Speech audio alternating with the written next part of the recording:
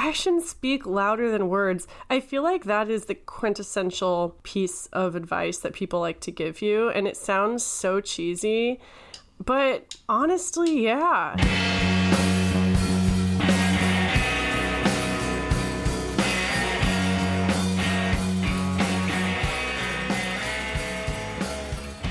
Hey y'all, Christina here. Just a heads up about this episode. The audio quality is a little bit inconsistent because I started recording using my laptop microphone by accident.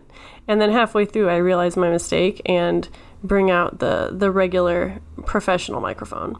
So just in case you're a new listener and you're like, wow, this podcast sucks. The quality is not usually like this. Not apologizing, but just giving you a heads up. All right, here's the show. Hello, friends, and welcome to another episode of Pickles and Vodka, the mental health podcast where imperfect people have imperfect conversations. I'm your host, Christina. And guess what? I was sitting down to record just now. I have this whole episode planned, right? I have voice recordings to play. I have journal entries to read. I was feeling pretty good about it. And then I looked at the date and I was like, oh my God, it's May 29th. Guess what happened 3 years ago on May 29th? It's my sober anniversary. 3 years ago on this day was the day that I had my last drink, that my friend Taylor took me to detox, and I then embarked on my quote-unquote sober journey, whatever the fuck that means. If you're a new listener to the podcast, you should know that although I am sober from alcohol as of 3 years, I still wouldn't call myself sober per se. From the beginning, this has never been a recovery podcast. It's just been a podcast where people can talk about their mental health.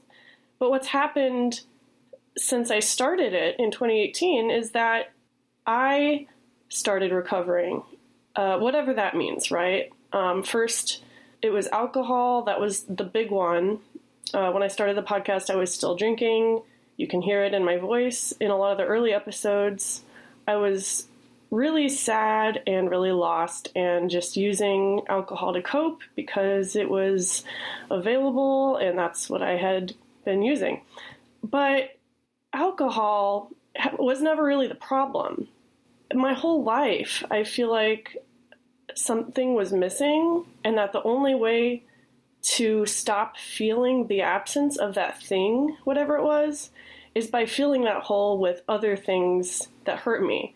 So in the beginning, it was self-harm, and then it turned into bulimia, and then it turned into alcohol, and then it went back to bulimia, and then it turned into other substances. And even now today, I would not call myself sober.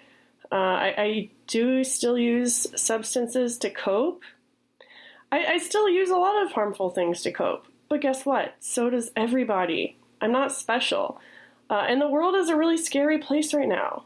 I don't need to tell you guys that. Just the news this week. There was another school shooting in Texas. And it's easy to want to fall back on old coping mechanisms when the world seems out of control.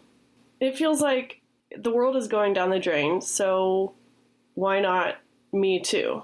You know, surely with all the kids dying and people's rights being taken away and wars happening, you know, the threat of nuclear war, like all of a sudden, my substance abuse issues do not seem so important when you compare it to stuff like that.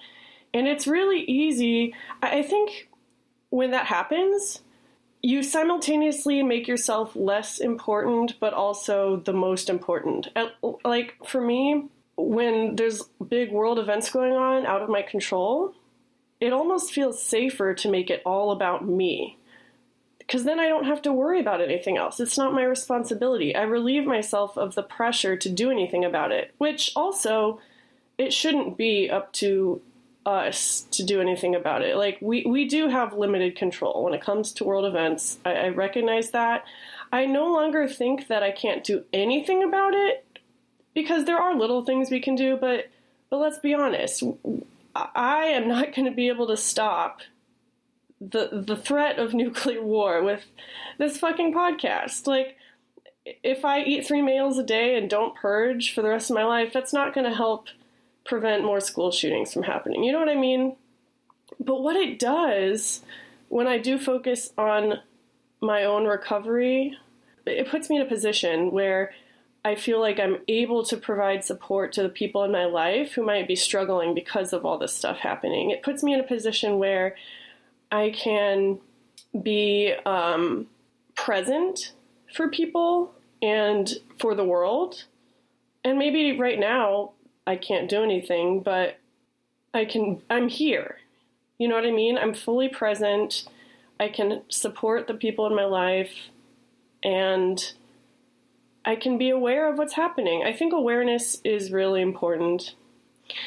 So yeah, right now I'm sitting here in my kitchen with my cats sleeping peacefully nearby, and we have a solo episode.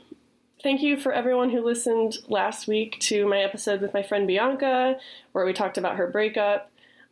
It was really good for me to record that with her. Not only did I feel connected to another human being in that moment, but it reminded me a lot of the early days of the podcast, where I was just interviewing my friends about shit going on in their lives. And, of course I was dealing with my own stuff, but it was the first time I'd really talked about mental health openly in this way. And as the podcast grew and more people started listening, my problems didn't go away, but I didn't feel as alone. And it got me to the point where I was eventually able to get sober from alcohol and go to treatment and move across the country to be closer to family for my mental health. Like, I was able to ask for help. And I don't know if I would have been able to do that if I hadn't started this stupid podcast where I talked about mental health in just a raw, unfiltered way. So that's kind of what I'm feeling right now. This episode's going to be very nostalgic. I asked you all on Instagram a few weeks ago, what is a life lesson that other people tried to teach you, but that you ultimately had to teach yourself?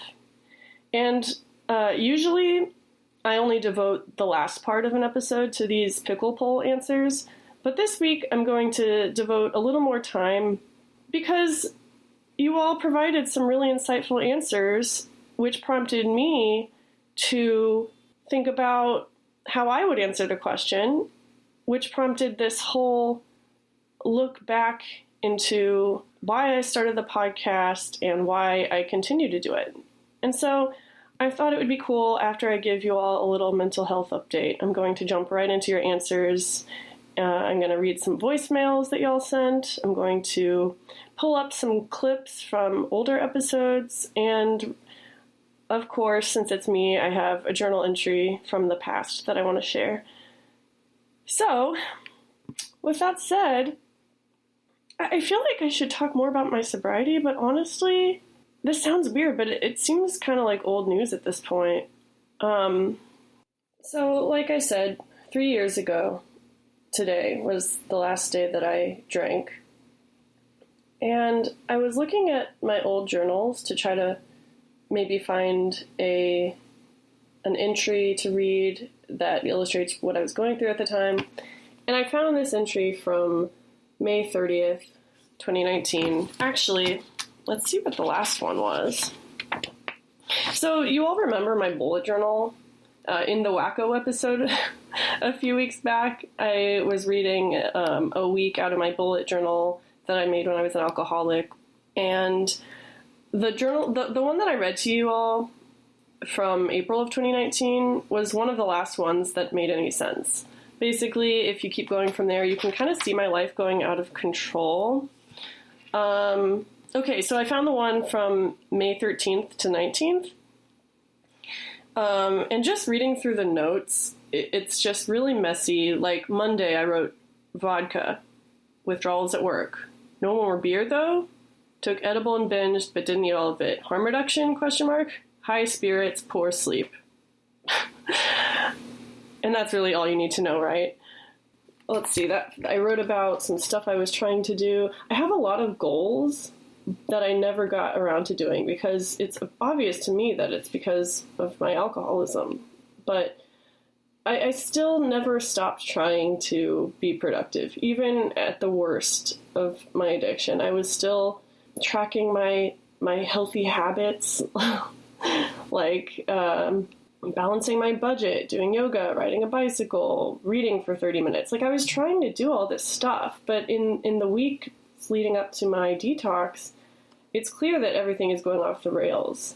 Let's see, Friday the 17th. So a little under 2 weeks before I finally got sober. I only have one sentence written for that day, which is, "Who are you without your addictions?" And that's the last thing I wrote. The next, like, almost 2 weeks after that, it's just blank, until the entry where I finally go to the hospital, which I'll read. But who am I without my addictions? I think about that a lot. Later in the episode, of course, we'll talk about life lessons that other people tried to teach you, but that you had to teach yourself. And I think for me, one of the big ones that what's the word? When you make something a part of your personality, one of the lies that I told myself was that I am no one without my addiction. I am no one without my trauma. My identity is made up of the harmful coping mechanisms that I use just to survive through the day. Without that, I'm nobody. That's honestly what I believed. And it didn't matter how many times other people told me that that wasn't true. Like, as problematic as my family has been over the years, my parents have always told me that I'm smart, that I'm beautiful, that I'm talented, that I'm hardworking, all this stuff, right? And never for a single moment did I believe it until pretty recently, actually. And I still obviously have a hard time believing it. But, and I've done this with other things too, not just mental health wise, but I will pick one thing, like motorcycles, for instance, or art. I'll pick one thing and I'll make that my entire personality. And when I lose it, that's usually when I do end up going to the harmful coping mechanisms, because, you know, what else is there? And it's only recently that I've taken a look at my life and my personality and thought, I'm actually a pretty multifaceted person. These things don't define me, but they do add to who I am. And maybe life isn't all black and whites, you know, like, hot take, I know. Maybe I'm just a culmination of all the good and the bad things in my life, and it's neither good nor bad, it's just who I am. And I can't really help what has happened to me. I can't change the things that have lent themselves to my personality, but I can choose what to do with it moving forward. With that said, of course, I can't discount the fact that I have been the victim of trauma and it continues to affect me, and that's not my fault either. It's not my responsibility to pull myself up by my bootstraps and become a healthy person overnight. Like, I'm not expecting that of myself either, but I am accepting that, I don't know, I'm not doomed to be the victim of my circumstances for my whole life. Like, I'm not doomed to struggle with these things forever. But even if I do, I can still have a life that is rich and has moments of happiness. That's all I'm expecting at this point, to be honest. Just moments of happiness. You know, I might struggle all the time, but if I can just carve out those moments with the people that I love, doing the things that I love, like this podcast, obviously, then I'm okay with that. And that's kind of what's been going through my head since I started recording this, and since I realized that today is my 3-year sober date. Or I guess it's not the 3-year sober date. 3 years since I took a drink. It's crazy. I just want to read real quick the entry that I wrote when I got to the hospital. So I wrote this on May 30th, 2019. And so basically what has happened was my friend had come to town to visit me. I went out with her. We got drunk, had a good time. You know, at least from the surface, it was a good time. But I had been working up to this state of just full-fledged alcoholic And like up to that day, I think I was kind of trying to convince people that my drinking wasn't problematic, that it was just fun. And I don't even know. When I think about it, I think everyone knew what was going on. I was just so delusional that I didn't want to accept it myself. But anyway, this weekend that my friend was in town, I think that was when I really started realizing that I couldn't continue that way. As some of you may know, I was working at Starbucks at the time. I had moved from DC to Seattle in part because I wanted to try to get a job at the corporate offices there. That was a big plan of mine for a while. I don't think I've talked about it on the podcast before, but my friend who was visiting me this week that I got sober, she had connections at corporate. And so the night after we went out, she was supposed to take me and introduce me to some people there. And what happened was I didn't go. Like, I stood her up basically because I was essentially suicidal. I still drunk, to be honest, probably, but I remember getting up and texting her I think I said, like, I have some family issues or something, but essentially I was giving up on myself in that moment. That was the moment where I was like, I'm never getting out of this. This is who I am. I can't pretend to have a normal life because I just don't have the energy anymore. And so I canceled that. And then in the days that followed, they're kind of blurry, but I remember I think I went to work and I told my manager that I needed to take some time off because I was planning on going to treatment, or at least that's what I told people. I told people that I was going to go to treatment, but secretly I planned to just get my cat in the care of a friend and then drink myself to death, essentially. I don't remember how I was going to do it. But my plan was just to get drunk and die, essentially. And it sounds really melodramatic when I talk about it, but that's honestly what I wanted. All I wanted was just to give up the facade and just stop pretending that everything was fine and to just completely give in to my addiction. Which, this can be a topic for another episode, but how attractive is that option when you're in the thick of it?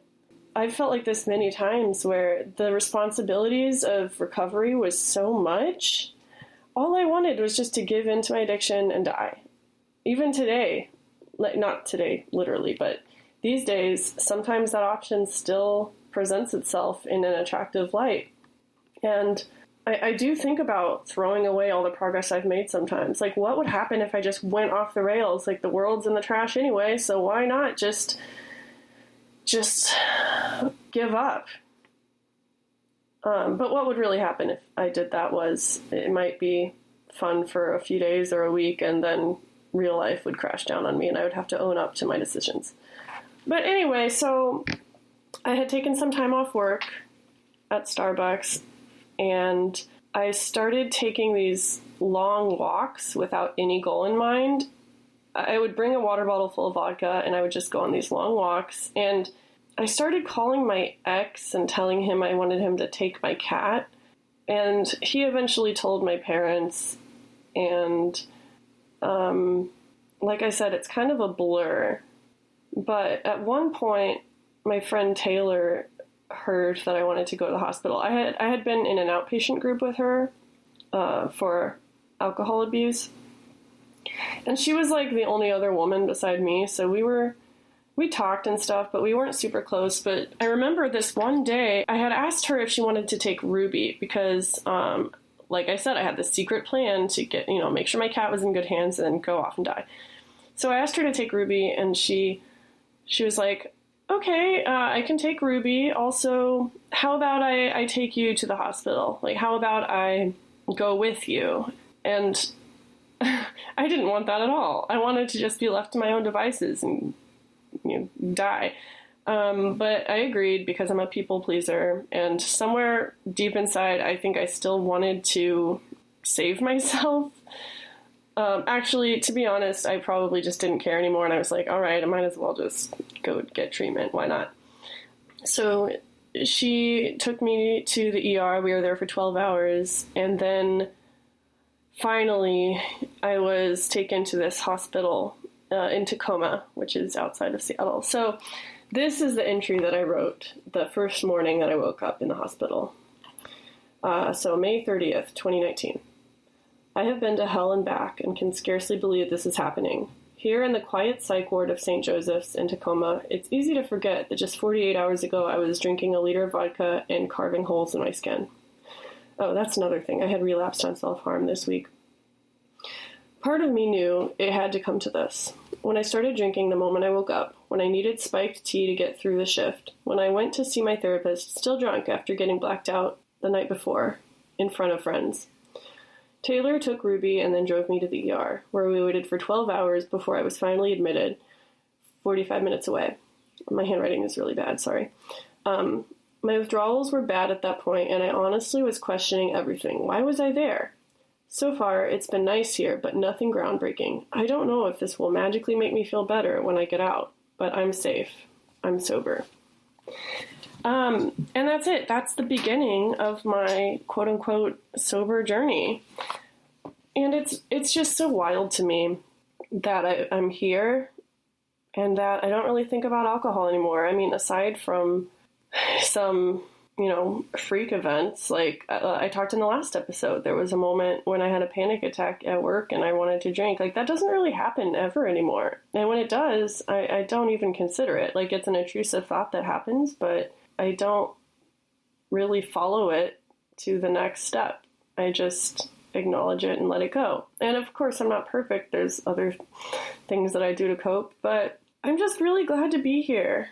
And I'm really excited to continue to work on my mental health and to document it on this podcast. So now I'm going to transition into the part of the show where I talk about the question that I've posed the week before and I read your answers. I think it's interesting that this week we were talking about life lessons that people tried to tell us, but that we had to teach ourselves. Because I think for me, the biggest life lesson is just that I don't have to be this way and that I can ask for help.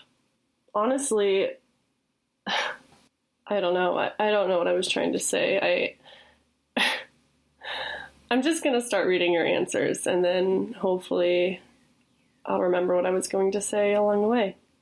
Okay, so this is going to be a treat because not only did you all provide me with lots of great life lessons, but some of you sent in voicemails. We're going to start out with an answer from the one and only Ginger Lou, my mother. I asked her what her answer was to this question, and this is what she said. Ginger Lou, what's a life lesson that other people try to teach you, but that ultimately you had to teach yourself? Money lessons.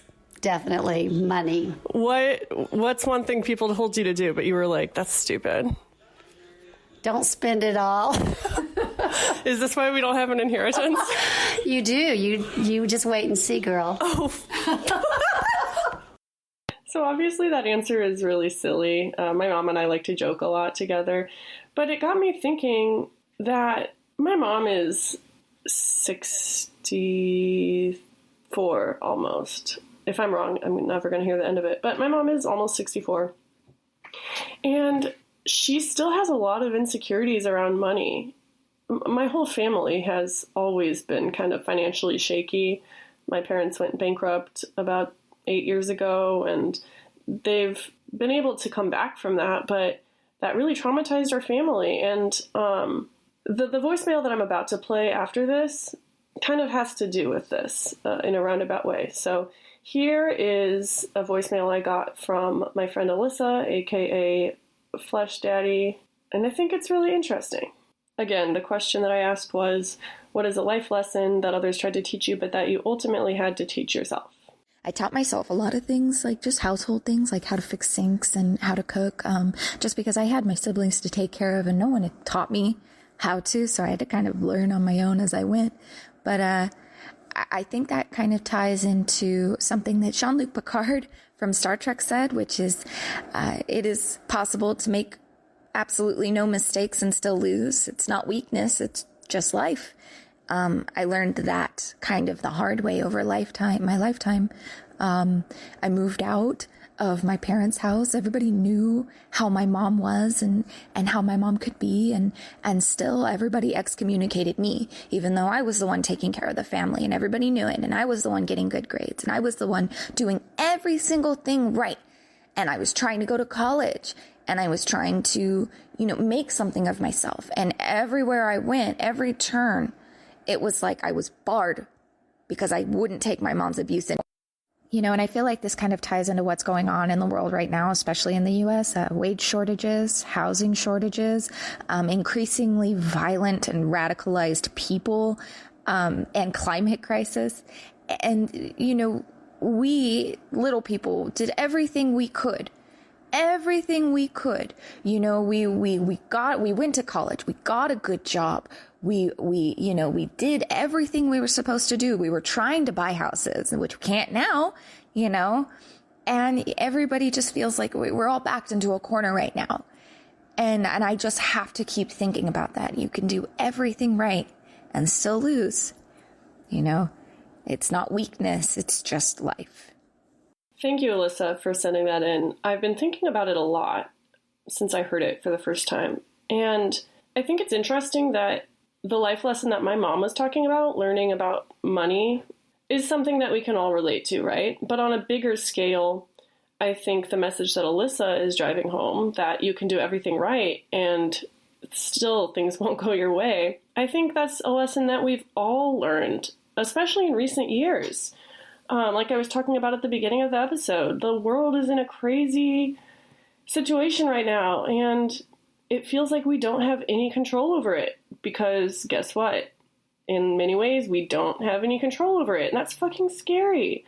And it's funny that she used that Star Trek quote because, oh my god, I just realized that I was using my laptop microphone to record up until now. So the audio quality, once again, is going to be spotty. But anyway, I plugged in my professional microphone, and we're moving on.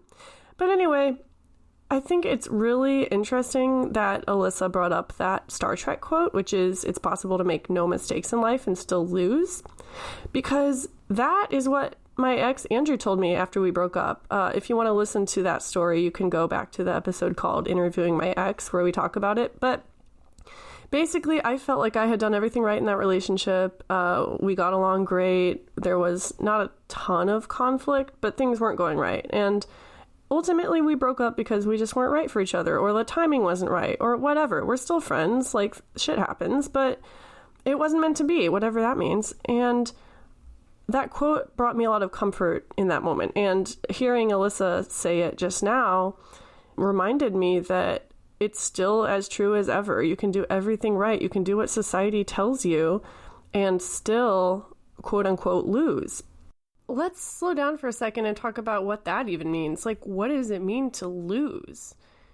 Does it mean not making as much money as you thought you would by now? Is it not settling down and having a family? Is it mental health? Like, I definitely thought that I would have everything figured out by the time I was 30. And guess what? I am 2 months away from being 30, and I don't have my shit together. I barely have any savings, to be honest. Like, the majority of the last year, I have had under $500 to my name once all is said and done. And so it's easy for me to think that I've lost. But when it comes to things like, well, this podcast, I guess I keep coming back to it as an example because it's one of the most stable things in my life over the last 3 years. Like, I don't consider that a loss. I don't consider it a loss that I've created this community and gotten really good about talking about my problems to the internet. I have 2 beautiful cats that are healthy. I have an incredible partner that I wasn't even really, like, that came out of thin air. I wasn't really planning on meeting my person this year, but that happened, and I'm doing okay. I'm not starving. I have a roof over my head. I'm in the same state as my family for the first time in maybe a decade, and I really don't take that for granted. So yes, in many ways I do feel like I've lost, But also, I'm really fucking young. I still have my whole life ahead of me, knock on wood, and things could be a lot worse. And I don't like it when people use that, like when you say things could be worse, to kind of explain away your own situation, because I know that my situation is valid. My life has been hard. Maybe not as hard as some, but it's been hard. My 20s sucked. I cannot wait to turn 30. To be honest with you, like, I am ready to put my 20s to rest. But that's besides the point. The point is that you're doing great, sweetie. Okay. Moving on to the other answers. My friend Janae said that the lesson that other people tried to teach them, but that they ended up having to teach themselves, was, you're too young to know what real stuff feels like. And they wrote it like, you know, the memes, the SpongeBob memes, where every other letter is capitalized. I don't know what it's called, but I write things like this all the time. I think it's the funniest thing ever. But I didn't ask them to elaborate on their answer, but just taking it at surface value, I think a lot of people do tell you that when you're young, that you're too young to feel certain ways, or you're too young to know what life is like. And when you're young, of course, that's the last thing you want to hear. But growing up, I feel like rather than feel like I know more about life, I feel like as I get older, I know less about life. And so I kind of see where Janae is coming from. I think it can be freeing to admit that you don't know what life is supposed to be like, or what life is supposed to feel like, or whatever. My friend Rachel at Dead Chilean Poet says that the piece of advice that other people tried to tell her was, listen when people tell you who they are. She says she got there eventually.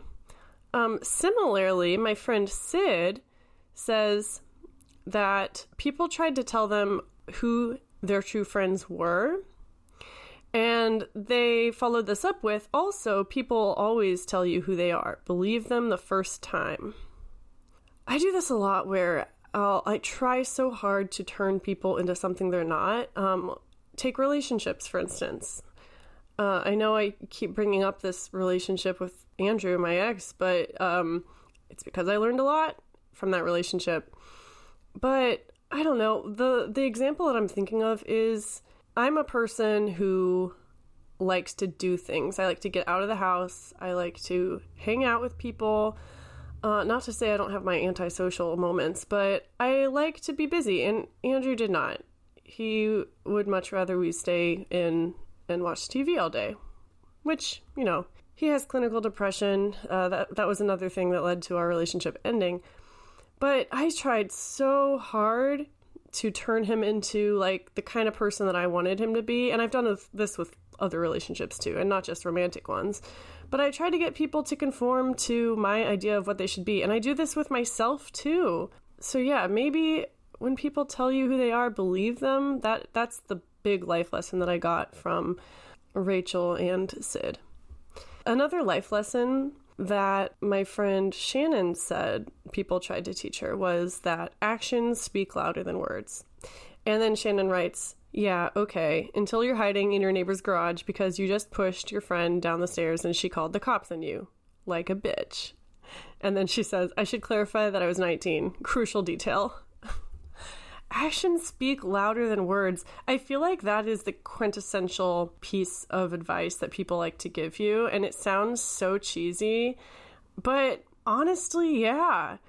It kind of reminds me of having a double life, and you've convinced everyone of it, but secretly, deep down inside, you know that you are not representing yourself honestly, and then it's a pretty shitty feeling.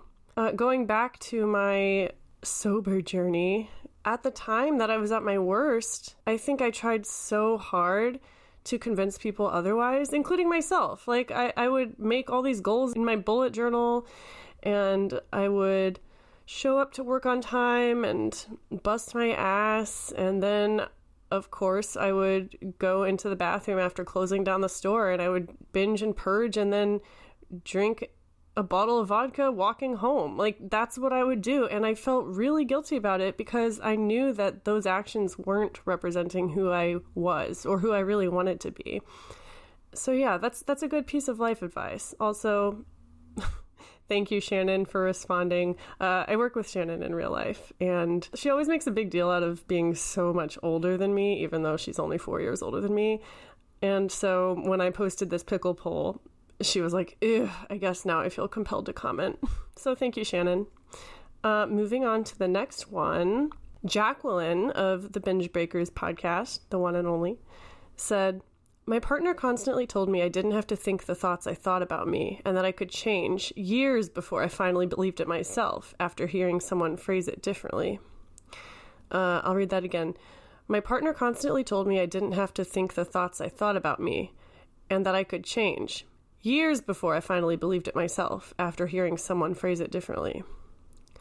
Timing really is everything when it comes to life lessons. I was using my parents as an example earlier. They always told me that I was talented and smart and all that shit, but I never listened to them. Like, they weren't really authorities on my brain, or so I thought. And I think you can't blame yourself for not heeding advice like that because, well, it's like having younger siblings. You can try to tell them something and try to prevent them from making mistakes, but in the end, they just have to go through it in order to finally learn. I can imagine that having kids is the same way. It would drive me crazy if I had a kid who was going through the same stuff that I went through and didn't heed my warnings. Like, I can't imagine how frustrating that is. And so, Jacqueline, I can especially relate to your story because I also had a partner back when I was in the first 5 years of my eating disorder that told me how beautiful I was, and that told me I didn't have to do this to myself, and that told me that my body dysmorphia was just lying to me, all this stuff. I mean, this partner was a terrible person otherwise, but they did give me this little piece of wisdom that I didn't listen to because I was like, you don't know me. You don't know what's going on in my head. So yeah, retrospect. Am I right? My friend Elizabeth says, closure comes from yourself and not others. Closure comes from yourself and not others. I really like that one because you can't really rely on closure just coming to you wrapped up in a bow. You know, I think some sort of situations will never become resolved, and that the only way that you can move on is by accepting it in your heart and thus giving yourself closure. Who the fuck am I? I said thus on my podcast. Maybe I am finally smart after all. Moving on to the next answer, my friend 80 said that the life lesson that other people tried to teach them but that they had to teach themselves was, he's 21 and you're 15. You're not special. He's a pedo. Whew. Again, you cannot be told these things. You just have to live it. And unfortunately, that means trauma. Speaking of siblings and introspection, I was thinking about this prompt about what are some life lessons that we had to teach ourselves. And I thought back to the episode that I recorded with my sister Caroline in 2019. I'm going to play a clip from that episode, but before I do, I kind of want to provide some background on what was going on. So Caroline was anorexic in high school. I was bulimic in high school, but we never talked about it.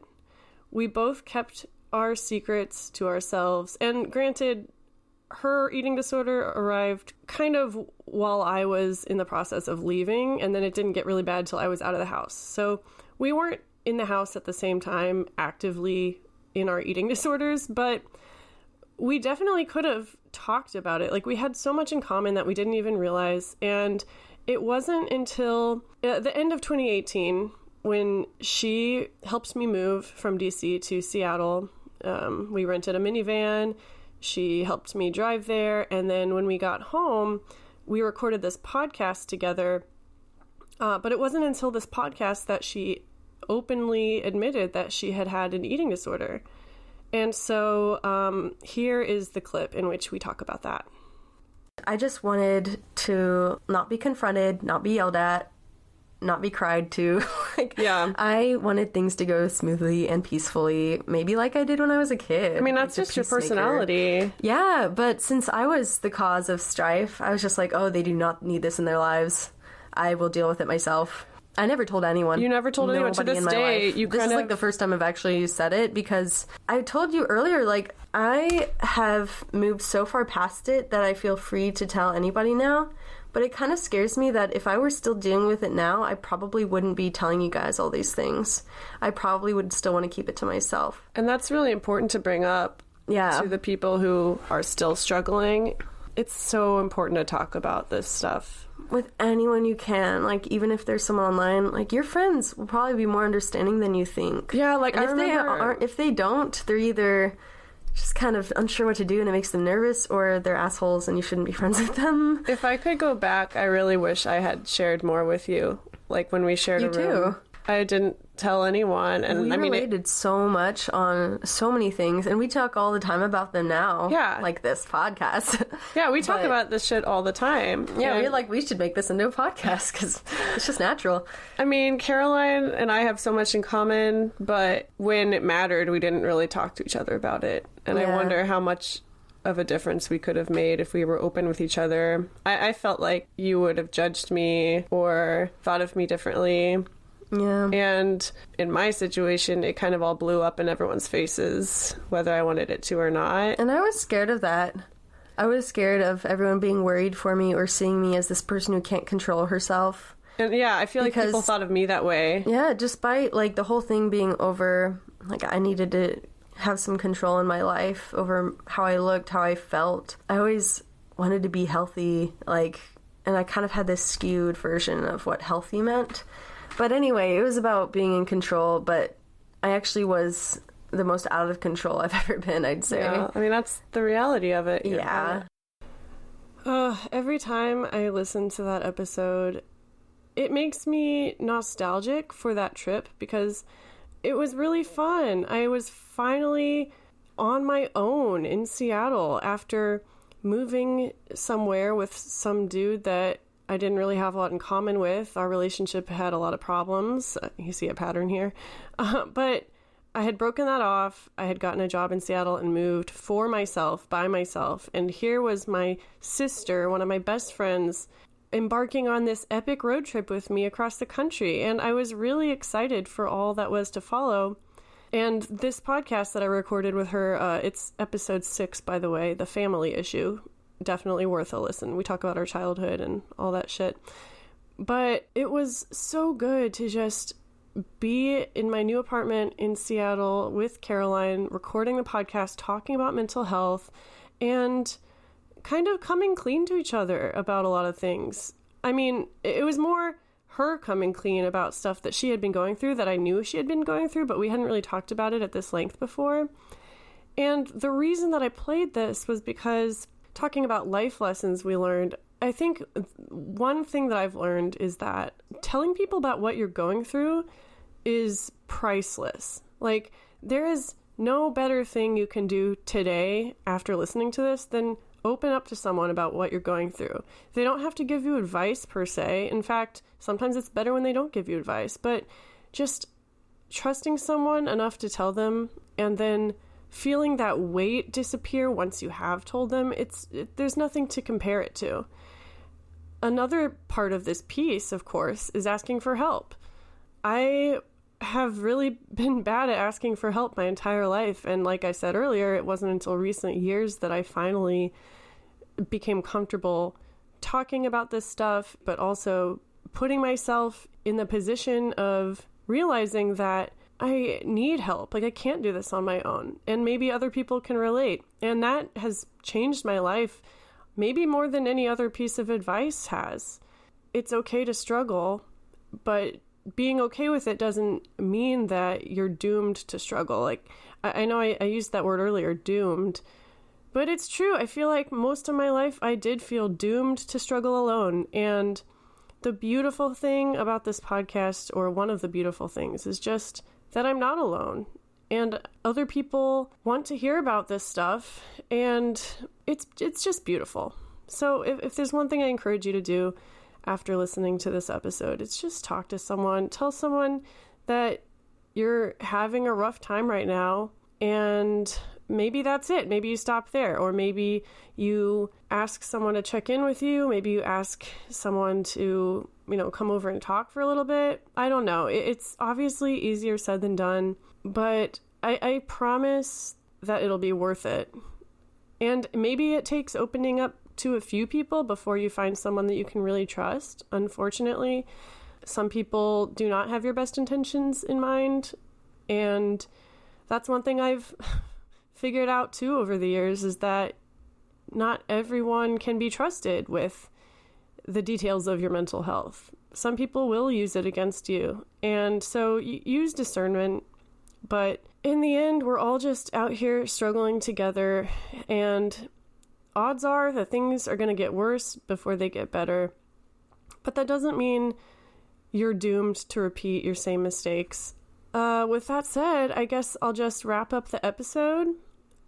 Before I do, first of all, thank you to everyone who responded to this week's pickle poll. The podcast would be nothing without you all. As always, I'm going to give you a heads up for the next pickle poll so you can think about your answers. And then in 2 weeks, I will read them on my next solo episode. But the next pickle poll is, what negative emotion were you able to reframe and use to the benefit of your mental health? Again, what negative, in quotes, emotion were you able to reframe and use to the benefit of your mental health?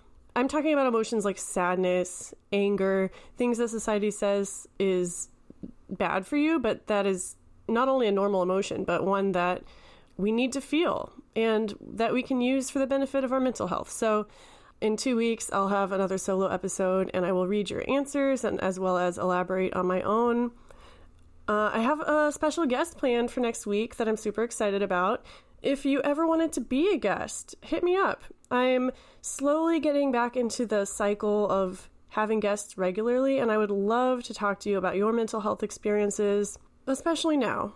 So hit me up if you want to talk about mental health with an incredibly awkward podcast host, and it'll be great. All right, y'all. Please take care of yourselves. I'll see you next week. And I feel like I need an out. I feel like now that I've perfected my tagline, I need something to say before I close the episode. Stay safe is too generic. What if I say, it's okay to fuck up? Or what about, don't forget to show up and have the conversation. Keep showing up, keep having the conversation, and take care of yourselves. I'll keep working on that. Bye till next week.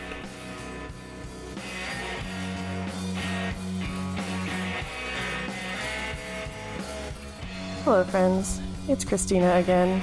As always, thank you for listening. If you want to support Pickles and Vodka, you can give us a rating or a review on Apple Podcasts. Follow us on Facebook and Instagram, Pickles and Vodka Podcast. If you could relate to anything at all we talked about today, or you just want to say hi, email me at picklesandvodkapodcast@gmail.com or DM me on Instagram at Pickles and Vodka Podcast. Stay safe and have a good week. Bye.